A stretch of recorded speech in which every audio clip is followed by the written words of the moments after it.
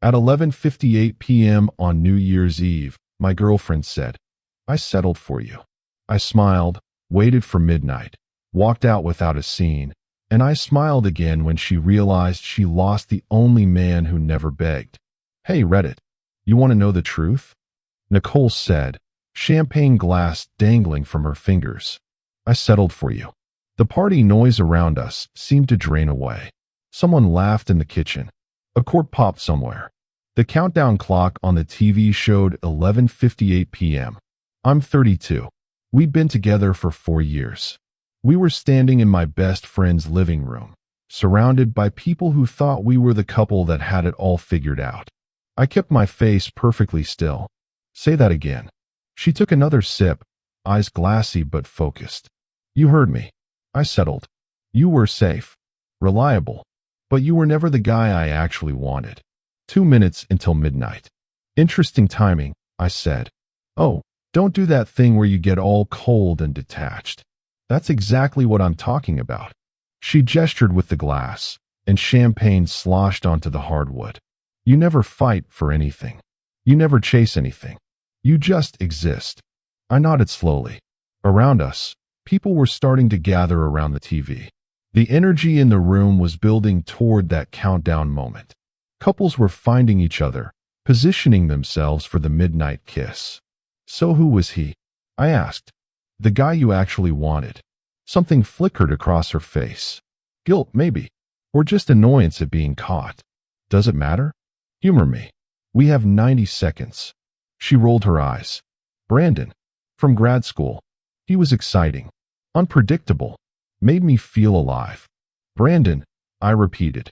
"The one who's on his 3rd engagement?" "That's not." "Look, this isn't about him. This is about us. About how you never made me feel that spark. That crazy, can't breathe feeling." The room started counting down from 60. "And you're telling me this now because I'm tired of pretending." Her voice rose enough that a few people glanced over. "I'm tired of everyone congratulating us and asking when we're getting engaged when I know, deep down, that this isn't what I want. That you're not what I want." 45 seconds. I felt something shift inside me. Not heartbreak. That would come later, I assumed. This was different. Clarity, maybe. Or just the final piece of a puzzle I'd been trying to ignore. "Okay," I said. She blinked. "Okay, that's it. What do you want me to say?" "I want you to." She threw her free hand up. "Something. Anything. Beg me to stay. Tell me I'm wrong. Fight for this." 30 seconds. "Why would I do that?" I asked. The question was genuine. "You just told me you settled. That I was never what you wanted. Why would I beg someone to stay who doesn't want to be here?" "Because that's what people do. They fight for their relationships." 20 seconds. I set my own glass down on the nearby table. When I looked back at her, I made sure my voice was steady. "You don't fight to keep people who've already decided you're not enough. You let them go find whatever they think they're missing. You're really not going to." 15 seconds. The countdown got louder. Everyone was shouting now, watching the ball drop on the screen. "I hope you find it," I said. "Whatever that feeling is you're chasing. I really do." 10, 9, 8. Her face cycled through confusion, anger, and something that might have been panic. 7, 6, 5. "Wait," she said. "You're not." 4, 3, 2. I smiled at her. It was probably the most honest expression I'd worn all night. 1. "Happy New Year, Nicole." The room erupted. Noisemakers, cheers, couples kissing. I turned and walked toward the door, grabbing my coat from the rack in the hallway. Behind me, I heard her call my name. Once, then again louder. I didn't turn around. The January air hit my face like a slap, cold enough to hurt. I stood on the front porch for a moment, breathing it in.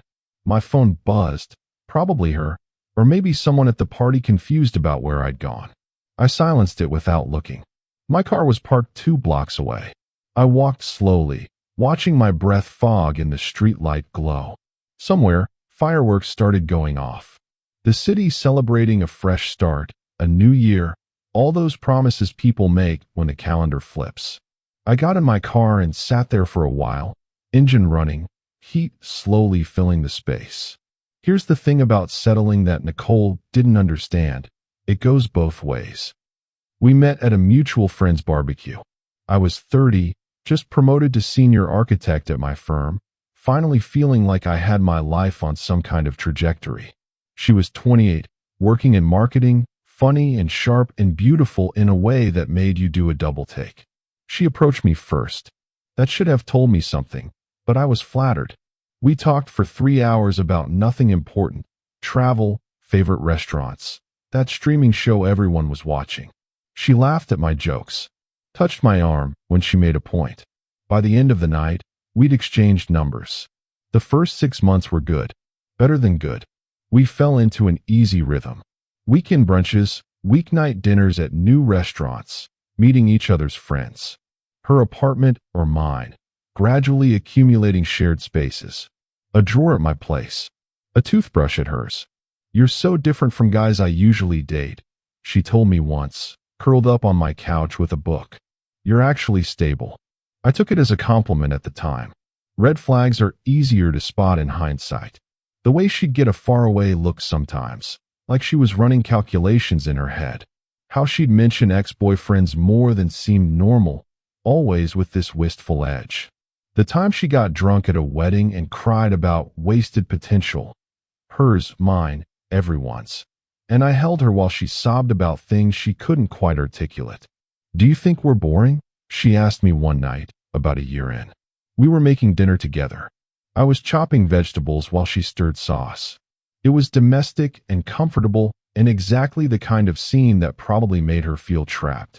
"Boring how?" I asked. "Like, predictable. We do the same things every week. Friday date night. Saturday farmer's market. Sunday morning lazy time. It's very routine." "Is that bad?" She shrugged. "I don't know. Maybe routine is what adults do. Maybe I'm just not used to it yet." I should have pressed. Should have asked what she meant by not used to it. But I didn't, because part of me already knew, and another part of me didn't want to hear the answer. Year 2 was when the comparison started. Brandon posted photos from Santorini. She'd say, scrolling through her phone. "Remember him? From my grad program." I'd make some non-committal sound, focused on whatever I was reading. "He's always doing something interesting. Skydiving last month. Now Greece. I wonder what it's like to just go." "We could go," I'd offer. "Want to plan a trip?" That's not the point. But she never explained what the point actually was. She started picking fights about small things. I loaded the dishwasher wrong. I was too focused on work. I didn't surprise her enough. We went out too much. We stayed in too much. I was too available. I was too distant. "What do you actually want?"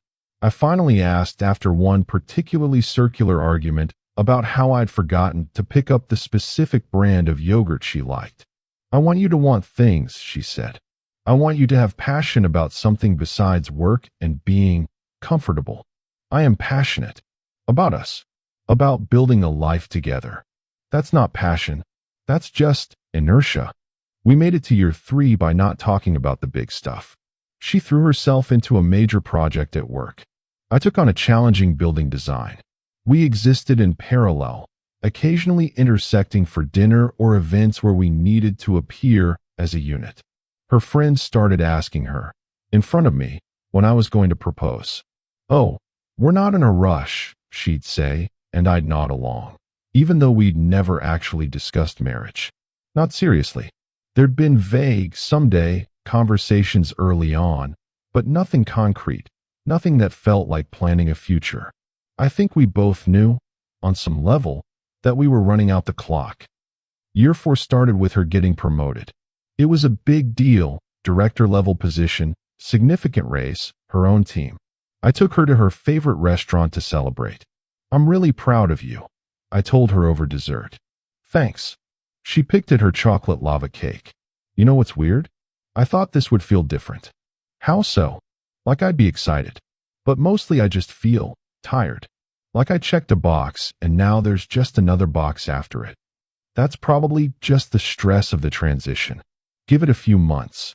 She looked at me with an expression I couldn't read. "You really think everything just gets better with time, don't you?" I think most things do, yeah? If you put in the work. And what if the problem is the thing itself? What if time just makes it clearer that you made the wrong choice? We didn't finish dessert. The drive home was silent. After that, she started going out more without me. Work happy hours that stretched into late nights. Weekend girls' trips that left me alone in my apartment, wondering when we'd become the kind of couple that preferred to be apart. I asked her once if she was happy. Are you? She countered. I asked first. I'm content. Isn't that what adult relationships are supposed to be? The fact that she was asking me told me everything I needed to know. The week before New Year's, her college roommate got engaged. We went to the celebration dinner, watched the happy couple glow at each other with that new relationship intensity. On the drive home, Nicole was quiet. You okay? I asked. Do you ever wonder what your life would look like if you'd made different choices? Sometimes. Everyone does. But do you regret any of them? I thought about it. Not really. I think you end up where you're supposed to be. That's such a cop-out answer. It's honest. No, she said. It's safe. It's what people say when they're too scared to admit they settled for less than they wanted. Is that what you think I did? She didn't answer. We pulled into her apartment complex, and she got out without saying goodnight. I sat in the car for a while after she went inside, engine idling, heat blasting. I knew we were ending. The question was just when and how and who would be brave enough to say it first. The New Year's party wasn't supposed to be a big deal. My friend Trevor threw one every year. Casual thing, 30 people maximum, champagne and snacks, and the TV countdown. Nicole almost didn't want to go. I'm not really feeling festive, she said when I picked her up. We don't have to stay long. Just make an appearance. She was already drinking when we arrived. I noticed but didn't comment. She took a breath, and I watched her make a decision. I could see it happen. The moment she chose to blow everything up instead of waiting for it to crumble slowly. You want to know the truth? And that's when she said it. The thing that made me smile. The thing that made me realize I'd been waiting for permission to leave for longer than I wanted to admit. I drove home that night with my phone buzzing constantly. Nicole, Trevor, other people from the party. I ignored all of it. My apartment felt different when I walked in. Quieter, maybe, or just more honest. I poured myself a Real drink, whiskey, neat, and sat on my couch in the dark, city lights streaming through the windows. The texts kept coming. Nicole, we need to talk about this. Nicole, you can't just walk away. Nicole, I was drunk, I didn't mean it like that. Nicole, please call me. Trevor, dude, what happened? Nicole is freaking out. Trevor, she's asking everyone where you went. Trevor, you good? I finished my drink, poured another, started composing a response, and then deleted it. What was there to say? She'd told the truth, probably for the first time in months, and I'd simply accepted it. Around 2 a.m., she called. I let it go to voicemail. She called again, and again. On the fourth call, I answered. What? Oh, thank God. Her voice was thick, slurred.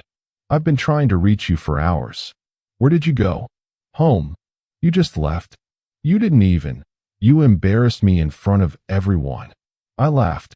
Actually laughed. I embarrassed you. It's not funny. People are asking questions, and I don't know what to tell them in. Tell them the truth. Tell them you settled for someone you didn't actually want, and he finally got the message. Silence on the other end. I could hear her breathing, could picture her pacing in her apartment the way she did when she was working up to something. I was drunk, she finally said. I didn't mean it. Yes, you did. No, Nicole.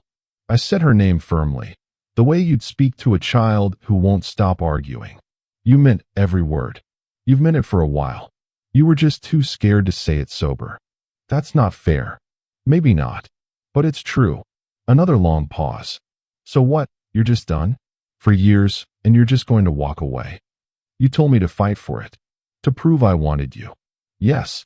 That's what Here's the thing about that. I interrupted. I'm not going to beg someone to stay who's already decided I'm not enough. I'm not going to perform desperation to satisfy whatever narrative you have in your head about passion and excitement. You want someone who'll chase you, who'll make you feel uncertain, who'll give you that can't breathe feeling. Go find him. Genuinely, I hope you do. You don't mean that. I do. Because you know what I figured out tonight? I settled too. I heard her sharp intake of breath. I settled for someone who saw me as safe and boring instead of stable and dependable. I settled for someone who compared me to her exes and found me lacking. I settled for someone who was always looking past me, waiting for something better to come along. My voice stayed level calm. I settled for someone who made me feel like I had to apologize for not being enough, when really, she was the one who wasn't ready for what I was offering. That's not. I never. You did. For years. And I let you, because I thought if I just waited long enough, was patient enough, you'd eventually see what we could be. But you can't see it, Nicole. You're too busy chasing some fantasy version of love that doesn't exist. So that's it. Her voice cracked. You're breaking up with me over one stupid comment? No, I said. You broke up with me. I just accepted it. I hung up before she could respond. The next morning, New Year's Day, my phone was dead quiet. I half expected a barrage of texts, maybe Nicole showing up at my door.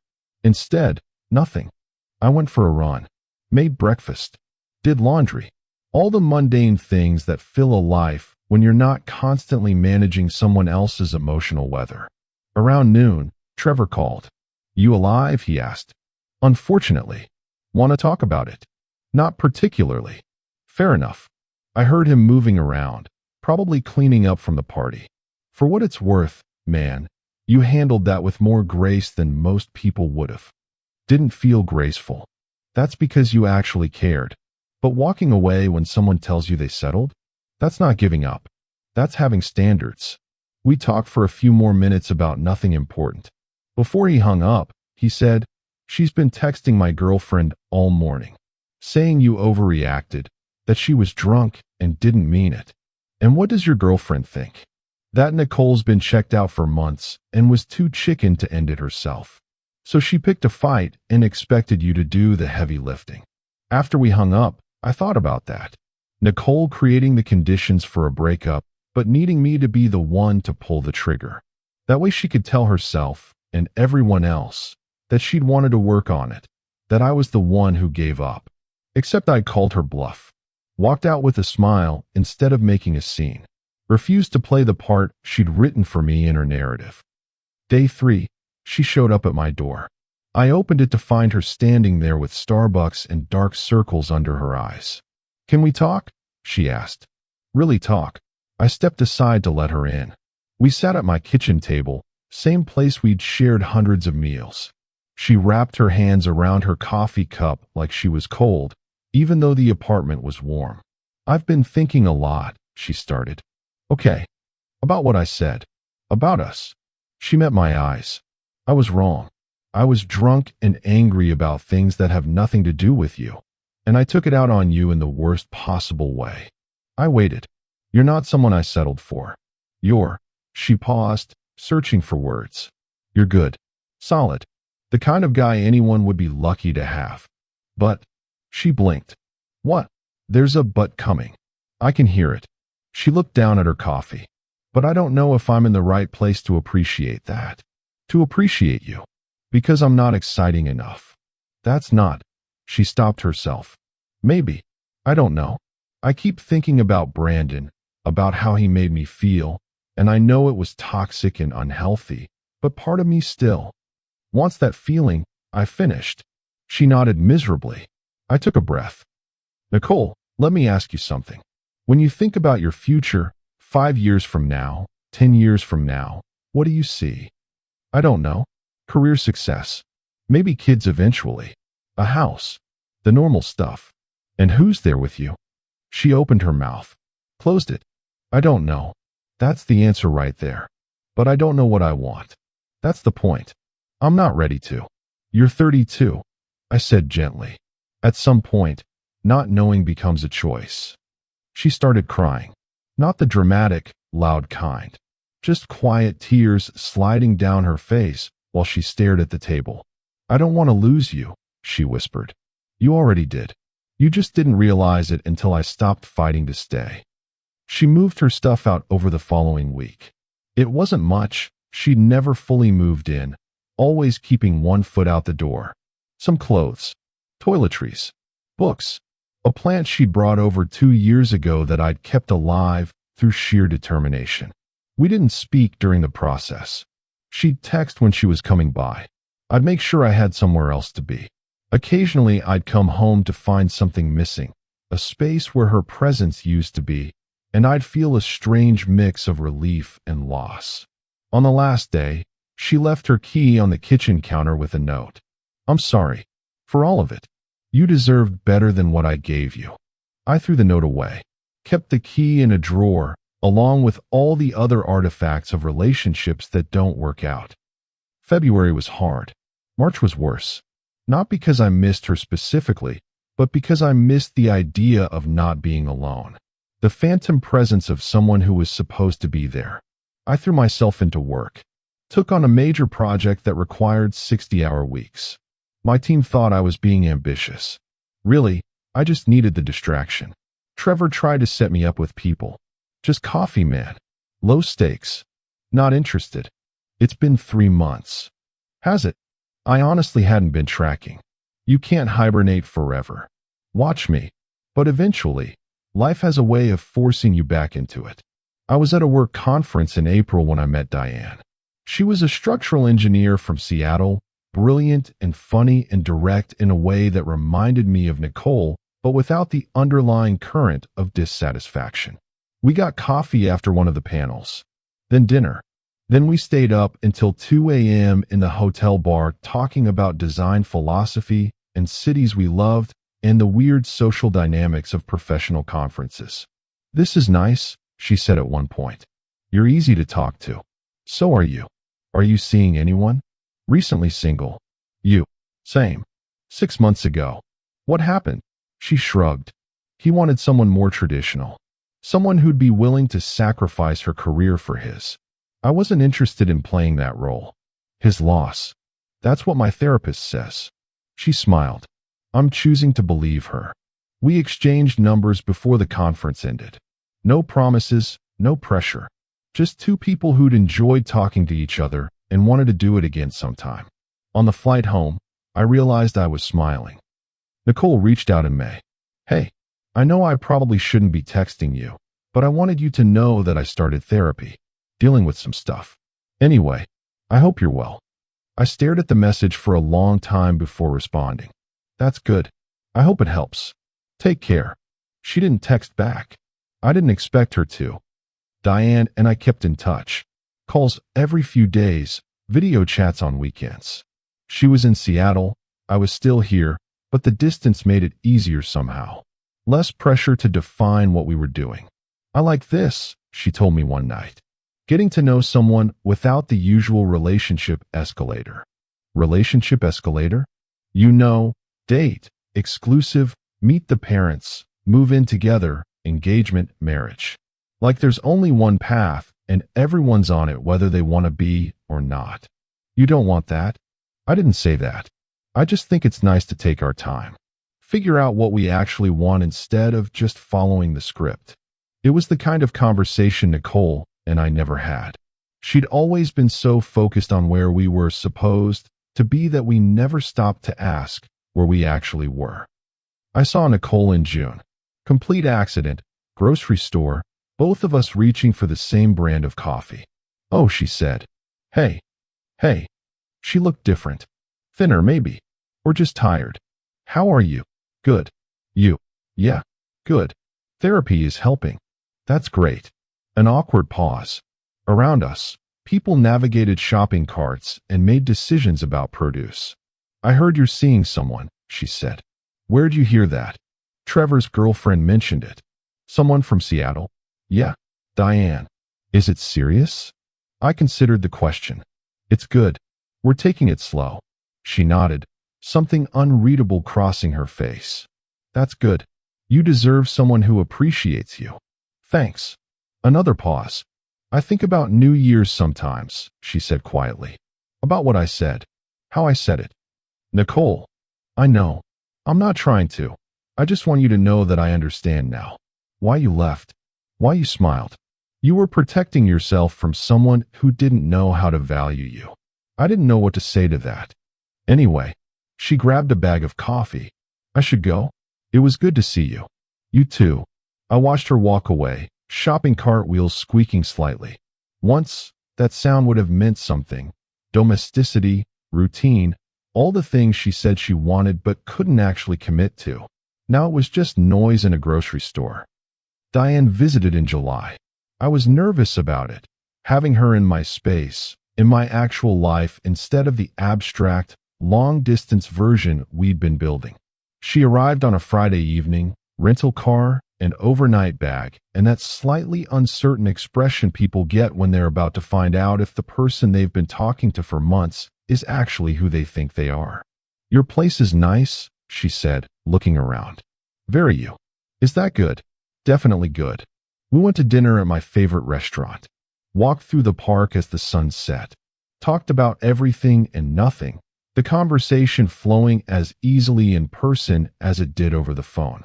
Can I ask you something? She said at one point. Sure. Your ex Nicole. Do you still think about her? I thought about it honestly. Sometimes. Not because I miss her specifically. More like, I think about the patterns. The things I could have seen earlier. But you don't want her back. No. Good. She smiled. Because I'm starting to really like you. And it would be complicated if you were still hung up on someone else. I'm really liking you too.